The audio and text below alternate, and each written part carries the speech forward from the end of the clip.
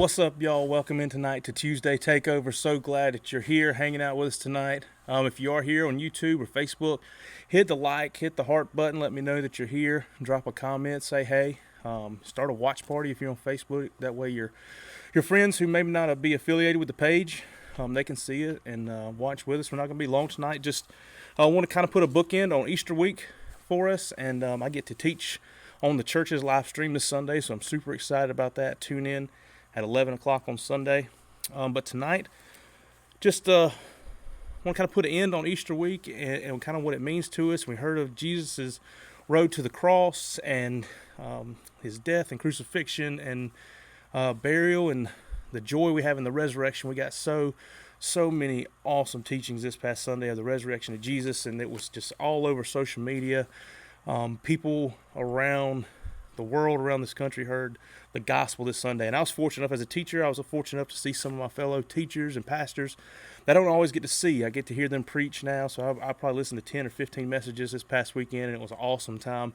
And it's just it's an encouraging time right now that people are getting to hear the gospel, even in these dire situation that we feel like we're in. But tonight, I just want to encourage you with this, and it's kind of the end of the Easter week, and yesterday was Easter Monday, but that's not the end of the story. It's not the last thing that Jesus did. You know, he rose from the dead and he gave us victory, but it wasn't the last thing he did.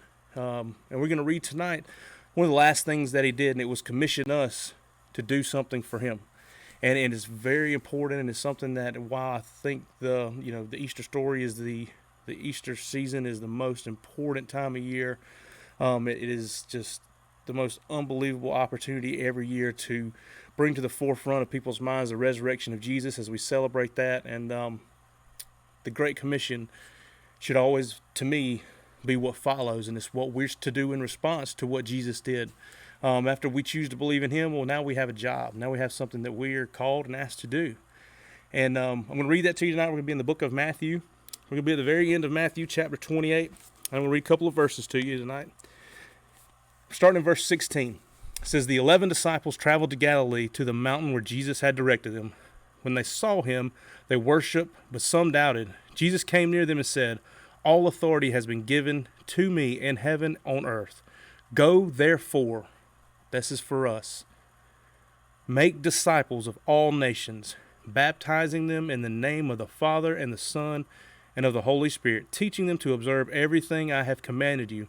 And remember, I am with you always to the end of the age.'" Now, he gave this command directly to the disciples that were there with him. But this is commission to us. This is to believers. This is what we're called to do. After we have met Jesus, you choose to believe in him, you choose to start this walk with him. Well, now you're commissioned to tell others about Jesus. And that's what we want to do. We want to encourage you. And that's what this Sunday's message, we're going to be talking a little bit about apologetics. And we're going to prove some things about the Bible to some people. Some people may have heard the gospel for the first time in a long time, and it's got them intrigued. And they've got some questions and things. And if nothing else, I'm going to give them more questions, because I think the more questions you have, if you really want to get those answers, you can find those answers, and God will reveal some awesome things about himself to you. So this Sunday, we're going to talk about some way that the Bible proves itself to us and things like that.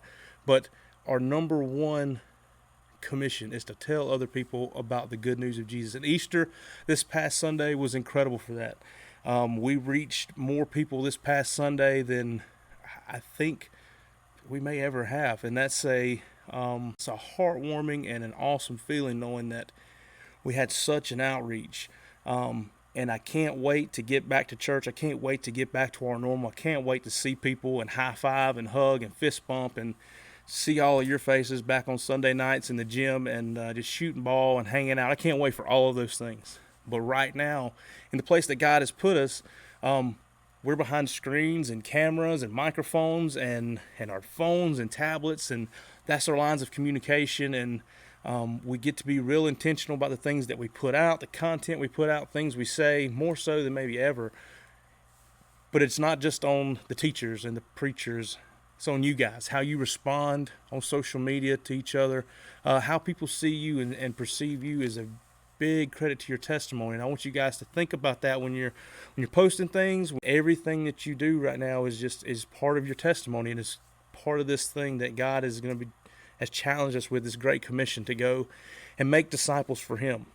So everything that we do, we want to keep that on the forefronts of our minds. Like I said, I love you guys. I miss you guys. And I'm so thankful for this past week and everything that we got to do, and all the ones that got to hear the gospel message. But the gospel message isn't where it ends. Now it's time to get to work. I want you to be in the Word. Encourage you this week to read something, start a Bible study. Just want you to tune in on Sunday to get some apologetics. And what we want for you is to be able to share your faith confidently, share your faith to your friends, and for the most important reason is when you guys leave this nest that we've created in our churches for, you guys coming up through grade school and things like that. When you leave the nest and you go to college and you go different places, when people who didn't align themselves with our faith ask us tough questions, well, we want to have an answer for those people. And if we don't have an answer, we don't want our faith to be built on a house of cards so thin that just the smallest questions or the smallest critiques can send it tumbling down. And we got to start building those foundations now for a lot of people who's going to be tuning in on Sunday. I hope that they got intrigued with questions that they hadn't thought of since maybe they were your age this past week here in Easter messages. And I hope that God's working in hearts and minds, and those people tune in this week and we can give them another opportunity just to hear some awesome things about God and the things in His Word, and just how we can encourage you to get closer to God through His Word, so we can fulfill this great commission, so we can be confident when we go and tell others about Jesus. Thank you for tuning in tonight. I love you guys. I miss you guys. If you got any questions, drop them in the comment sections. Shoot me a message on Facebook, Instagram. If you need anything, I don't know all your situations, but anybody watching this, if you need anything, reach out. Love you guys, here for you, and can't wait till we're back together. But we'll see you next time right here, Tuesday nights, 9 o'clock. Love you guys.